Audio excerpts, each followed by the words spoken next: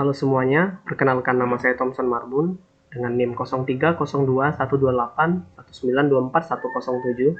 Saya dari jurusan Teknik Pertambangan Universitas Sriwijaya, angkatan 2019.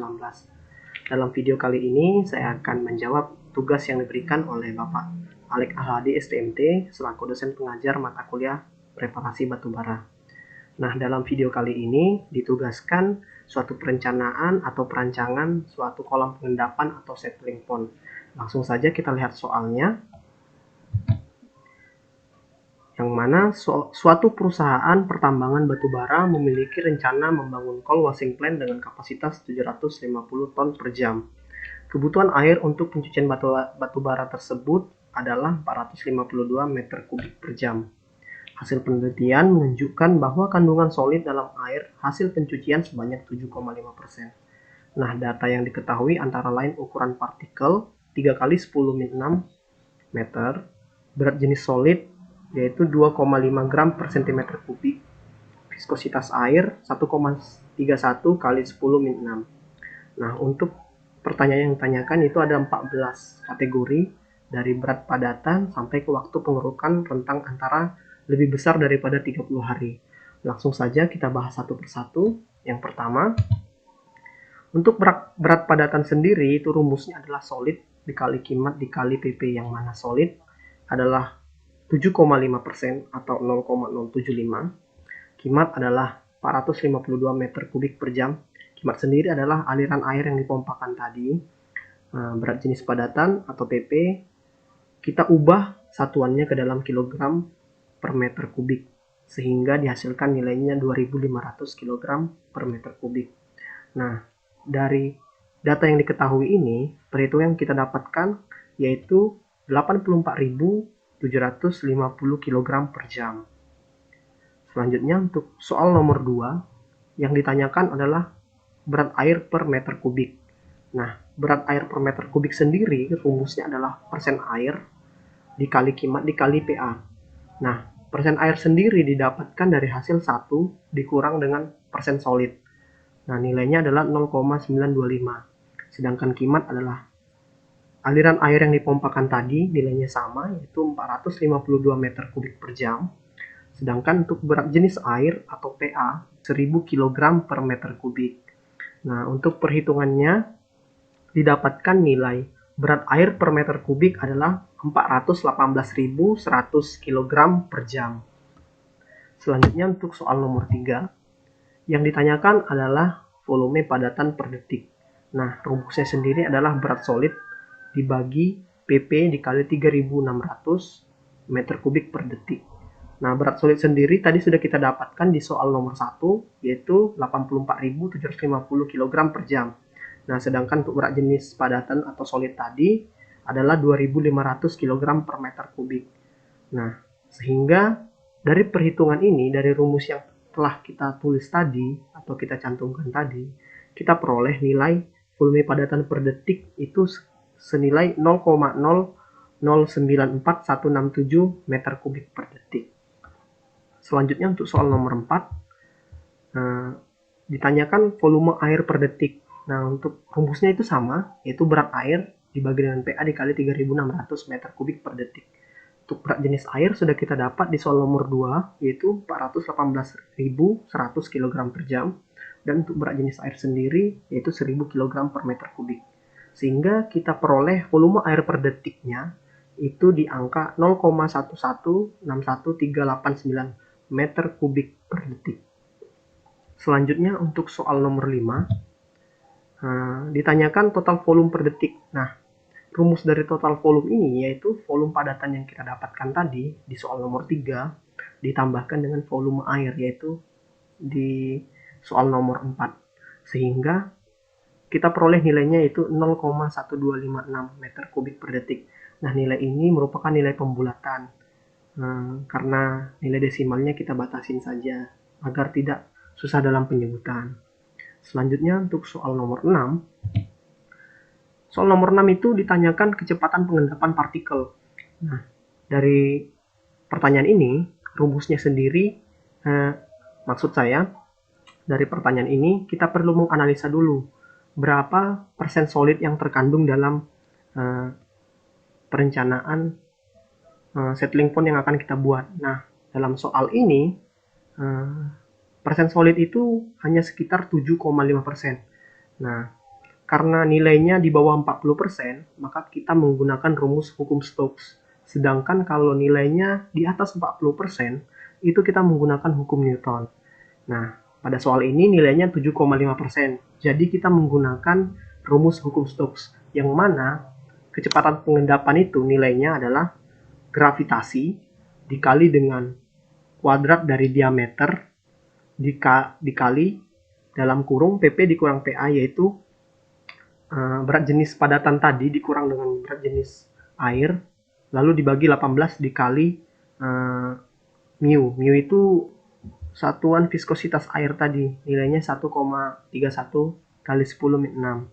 Nah, jadi setelah kita tuliskan data-data tadi, kita masukkan saja ke dalam rumus, yang mana gravitasi kita isi dengan nilai 9,8 meter per sekon kuadrat. Nah, untuk nilai D-nya itu kita kuadratkan sehingga diperoleh nilai 9 kali 10 min 12. Dan untuk selisih dari berat jenis padatan dengan berat jenis air itu 1500. Sedangkan untuk nilai di bawahnya kita peroleh penyederhanaan pecahan senilai 13,23 kali 10 min 8 dibagi dengan 23,58 dikali 10 min 6. Sehingga kecepatan pengendapan partikel dalam settling point tersebut kita peroleh 0,00561 meter per detik. Oke, selanjutnya untuk soal nomor 7. Soal nomor 7 ditanyakan luas kolam pengendapan. Nah, luas kolam pengendapan dapat dihitung menggunakan rumus dengan persamaan Q total dibagi VT. Nah, Q total itu apa? Q total itu adalah total volume per detik tadi. Nilai yang soal nomor 5 yang kita dapatkan tadi. Sedangkan VT tadi adalah kecepatan pengendapan, yaitu yang kita dapatkan di soal nomor 6. Nah, kita masukkan saja ke dalam rumus. Kita peroleh luas kolam pengendapan itu kita bulatkan saja berkisar 22,38 meter persegi. Selanjutnya untuk soal nomor 8. Soal nomor 8 ini ditanyakan dimensi kolam pengendapan. Nah, kita sudah tahu tadi di soal nomor 7 kita sudah memperoleh nilai luas kolam pengendapan yaitu 22,38 meter persegi. Nah, untuk kedalaman kita isi 5 dan lebar kita isi 4. Kenapa kita isi 5? Karena menurut data-data yang sudah saya baca atau jurnal-jurnal yang sudah diterbitkan dalam penelitian yang sama seperti ini, itu pemilihan kedalaman itu didasarkan atas kemampuan gali maksimum dari ekskavator yang bekerja di area tersebut. Nah, untuk kasus ini saya mengambil ekskavator PC200 yang mana pada spesifikasinya itu alat tersebut dapat menggali maksimum sampai dengan kedalaman 6,095 meter. Nah, menurut perhitungan-perhitungan yang telah dilakukan sebelumnya oleh orang lain, kedalaman ini harus dikurangi 1 meter agar dapat mencakup semua kedalamannya, sehingga saya memilih 5 meter kedalamannya. Sedangkan untuk lebar 4 meter itu didasarkan atas pertimbangan soal nomor 13 dan nomor 14 nanti, di mana persen solid pengendapannya nanti harus di atas 85% dan waktu pengerukannya harus di atas 30 hari. Nah, jadi di soal nomor 8 ini, agar semua dimensinya bisa kita tentukan, kita cari dulu nilai panjang kompartemennya. Nah, panjang kompartemen sendiri merupakan rumusnya itu adalah luas kolam pengendapan dibagi dengan lebar kolam. Nah, lebar kolam ini yang kita tetapkan tadi untuk memenuhi persyaratan nomor 13 dan nomor 14 nanti. Nah, dari soal ini kita hitung dapat nilai 5,59695 meter. Nah, nilai ini kita bulatkan karena panjang dari kompartemen itu supaya bisa kita atur nanti muat berapa volumenya gitu. Jadi kita bulatkan ke atas, kita bulatkan menjadi 6 meter. Selanjutnya untuk soal nomor 9. Nah, ini ditanyakan volume kolom pengendapan.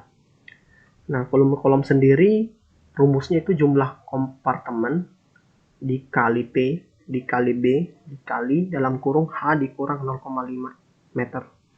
Nah, P ini sendiri adalah panjang kompartemen tadi, yaitu 6 meter. Untuk B itu sendiri adalah lebar 4 meter, dan H itu adalah kedalaman 5 meter.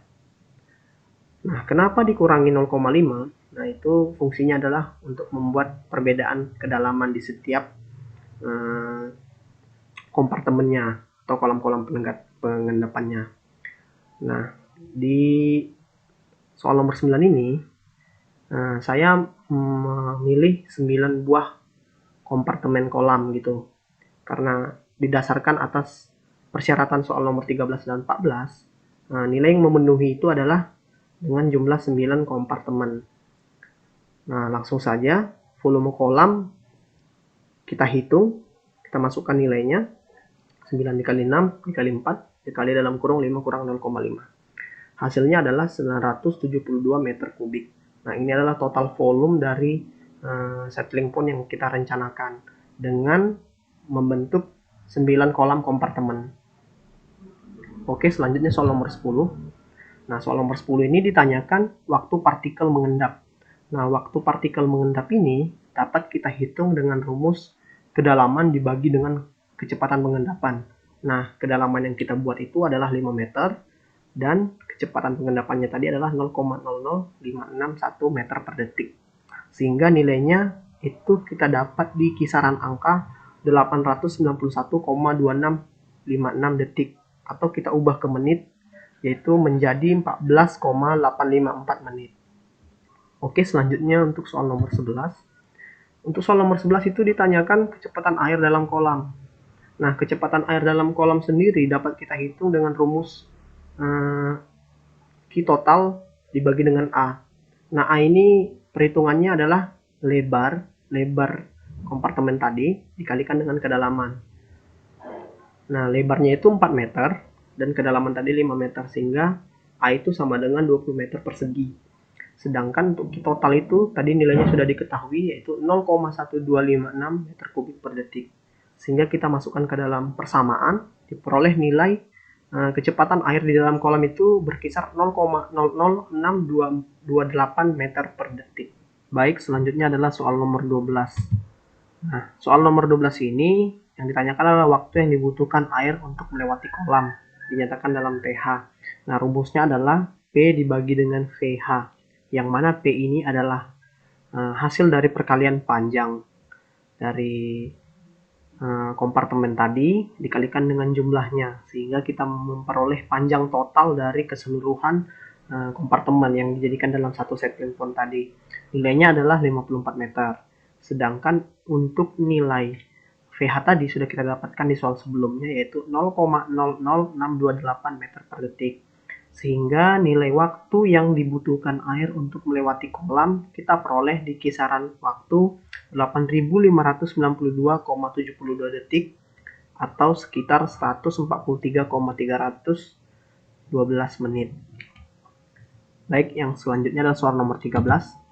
Nah, untuk soal nomor 13 ini ditanyakan tentang persentase pengendapan, yang mana dalam soal yang diberikan diharuskan persentase ini melebihi dari 85%. Nah, untuk itu, hasil dari nilai persentase yang telah ditentukan, saya mengambil nilai di 86, di mana dari hasil perhitungan sebelumnya, saya hitung-hitung nilai lebar yang minimum yang dapat memenuhi syarat ini adalah lebar kompartemen 4 meter, panjangnya 6 meter, dan jumlah kompartemennya adalah 9 buah. Dan kedalaman 5 meter, yang mana mengikuti spesifikasi dari ekskavator yang kita gunakan. Kita masukkan nilai waktu yang dibutuhkan air keluar, yaitu dalam soal sebelumnya kita memperoleh nilai 143,312 menit, dan waktu pengendapan kita memperoleh nilai 14,854 menit, sehingga persentase pengendapan yang kita peroleh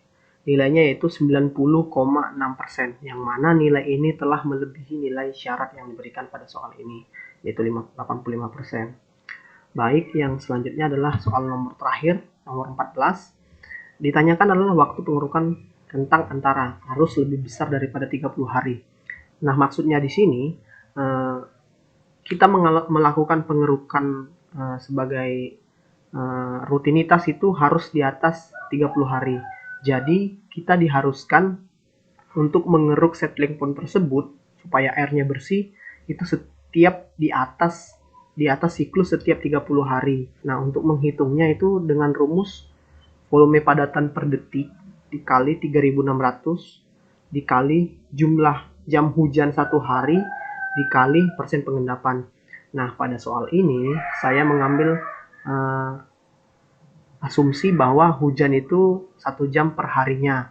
Dan untuk nilai volume padatan per detik itu kita sudah mendapatkannya di soal sebelumnya dengan nilai 0,0094167 meter kubik per detik dan persentase pengendapan yaitu 90,6%.